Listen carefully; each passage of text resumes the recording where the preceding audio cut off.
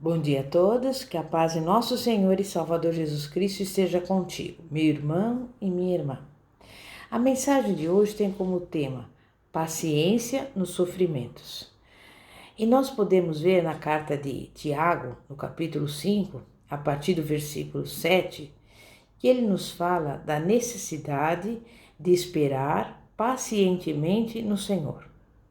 Sabemos também que Davi nos encoraja. Salmo 27:14 diz: Espera tu pelo Senhor, anima-te e fortalece o teu coração. Espera, pois, pelo Senhor.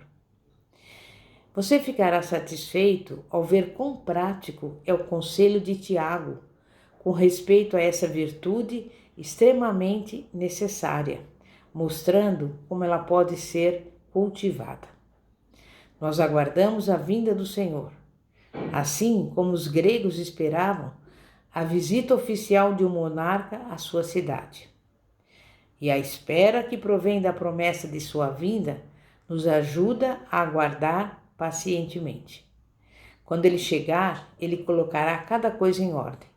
Ele fará as coisas certas. Ele corrigirá todos os abusos. Ele trará libertação de todo o nosso sofrimento. Tiago menciona os profetas do Velho Testamento e Jó como exemplos daqueles que suportaram injustamente sofrimentos e tribulações. E eu te digo, a mulher ou o homem que está crescendo em fé coloca as suas esperanças nas promessas de Deus. E a promessa da vinda de Jesus é a promessa do que está por vir. E eu pergunto, meu irmão, minha irmã, onde estão os seus olhos fixados? Aqui embaixo, nos pecados que nos embaraçam, nos sofrimentos que você tem enfrentado, ou para cima, de onde ele virá? Nossa paciência é alimentada à medida que você e eu olhamos para a promessa da vinda de Jesus. Nós vivemos com o que é, mas nós temos a promessa do que há de ser. E entre essas duas condições, nós temos o nosso tempo de espera. Nós podemos nos preocupar, sofrer, inquietar, ou então desenvolver um coração paciente. E eu pergunto, qual é a sua escolha? A Bíblia diz, aquietai-vos, ou seja, seja paciente, e sabei que eu sou Deus. Salmo 46, versículo 10. E depois, do versículo 12 ao 18, do capítulo 5 de Tiago, ele volta ao início. No primeiro capítulo da sua carta, no versículo 5, ele diz que devemos orar e pedir a Deus por sabedoria, da qual precisamos para crescer na prática da verdadeira fé. E agora ele escreve novamente em suas últimas palavras a respeito da oração, sobre oração eficaz e fervorosa. Tiago transmite uma série de ensinamentos. Em nossas conversas, precisamos simplesmente usar de honestidade, dizendo aquilo que realmente nós queremos dizer e querendo dizer aquilo que realmente nós dizemos. Com esta ressalva, Tiago então se dirige ao assunto oração. E veja o que aprendemos nesses poucos versículos, quando Tiago convoca toda a igreja a orar. Aqueles que estão sofrendo, há uma referência específica. Aqueles que estão sendo perseguidos, injuriados e maltratados. Aqueles que estão alegres, ou seja, aqueles que foram favorecidos o suficiente, estando alegres, devem cantar louvores, uma forma de oração. Na prática, Tiago escreve: se você tem um problema em sua vida, por causa de um sofrimento circunstancial, busque a Deus em oração. Se tudo vai indo bem e você está alegre, exalte a Deus com louvores. Aqueles que estão doentes, devem chamar os líderes ou presbíteros da igreja.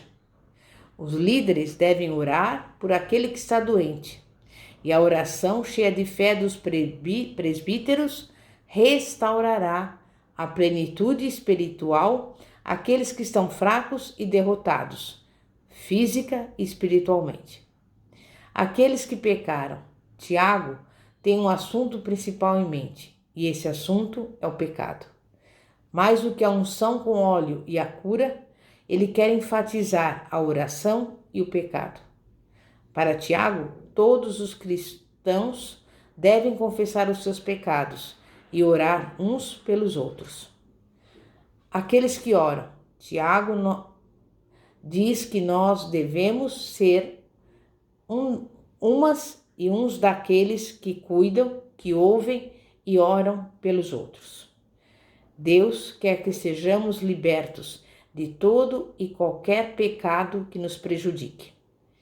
É difícil admitir erros, não é mesmo? É difícil pedir para alguém orar e buscar o perdão. Mas no fim, nós estaremos melhores. E como Tiago indica com isso, nós evitaremos disciplinas mais severas. O Salmo 32, por exemplo, nos mostra o peso do pecado e o maravilhoso benefício de confessar as nossas faltas. Veja o que diz do versículo 3 ao 5. Enquanto calei meus pecados, envelheceram os meus ossos pelos meus constantes gemidos todo o dia, porque a tua mão pesava dia e noite sobre mim, e o meu vigor se tornou em sequidão de estio. Confessei-te o meu pecado e a minha iniquidade não mais ocultei. Disse: confessarei ao Senhor as minhas transgressões, e tu perdoaste a iniquidade do meu pecado. E dessa forma, devemos buscar andar honestamente, admitir os nossos pecados quando falhamos e apelarmos uns aos outros pelas suas orações eficazes em nosso fazer, fazendo o mesmo pelos outros, orando sempre. E ao terminar a sua carta, Tiago o faz de forma abrupta. Ao contrário de Paulo, Pedro, João e Judas, não existem na carta de Tiago palavras de despedida, nenhuma bênção final ou ação de graças. Mas a conclusão de Tiago está de acordo com o tom dado por ele em toda a sua carta. Sem divagações, com palavras diretas e objetivas, Tiago profere o seu grande desafio final a todos os cristãos, encerrando sua epístola como um pastor que encoraja e apoia suas ovelhas. Nesses dois últimos versículos do capítulo 5, Tiago fala para aqueles que se desviam da verdade. Os membros da igreja devem procurar converter essa pessoa do seu erro, para que retorne ao caminho da salvação. Paulo também nos aconselhou sobre como assistir àqueles que caíram em pecado. Diz a palavra de Deus em Gálatas 6, versículos 1 e 2.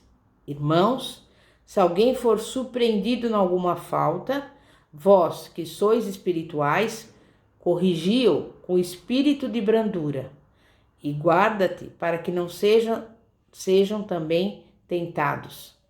Levai as cargas uns dos outros, e assim cumprireis a lei de Cristo. Mateus também tem um conselho para nós.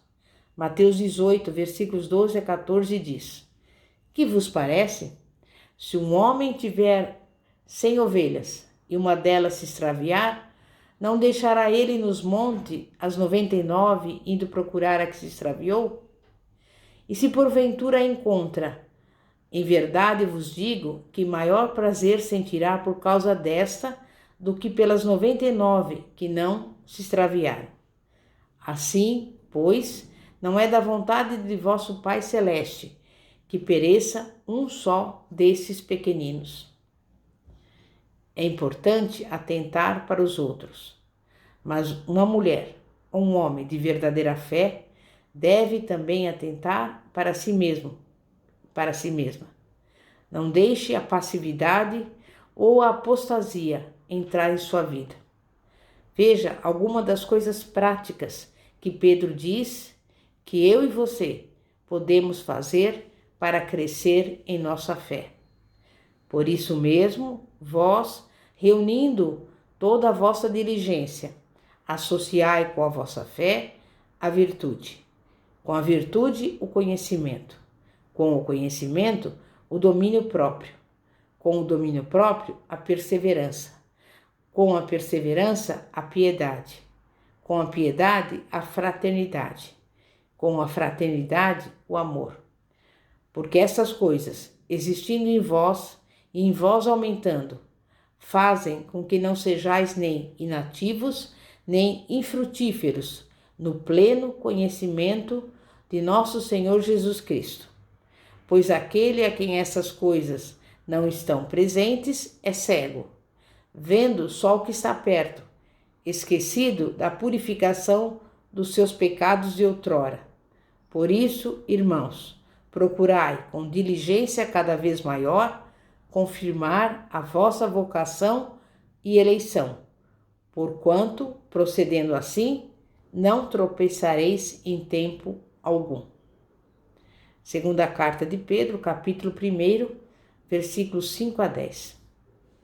Outra forma de nos desviarmos da verdade é deixar o melhor, aceitando apenas o bom. E aí acabamos a epístola de Tiago. E que Tiago quer para nós? Mulheres de verdadeira fé e sabedoria? E também homens de verdadeira fé e sabedoria? Ele quer que nós estejamos certos do que devemos fazer a respeito daqueles que se desviam da verdade. E quando nós o fizermos, as bênçãos serão triplicadas. Nós ajudaremos um pecador a se afastar dos erros dos seus caminhos.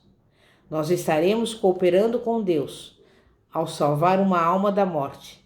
Nós estaremos ajudando a cobrir uma multidão de pecados. Tiago nos chama para deixarmos as obras negativas que não devem ter lugar na vida de um cristão. E, em vez disso, nos chama para orarmos uns pelos outros, para amarmos e nos importarmos o suficiente para que alcancemos, em lugar de julgar e criticar, aqueles que estão se desviando. Esse tipo de amor ajuda o pecador a se converter do seu mau caminho errado e o salva da morte. Então, quais serão as suas obras? Obras de amor ou obras de rejeição? Obras que abençoam ou obras que amaldiçoam? O resgate do pecador ou a sua condução ao julgamento?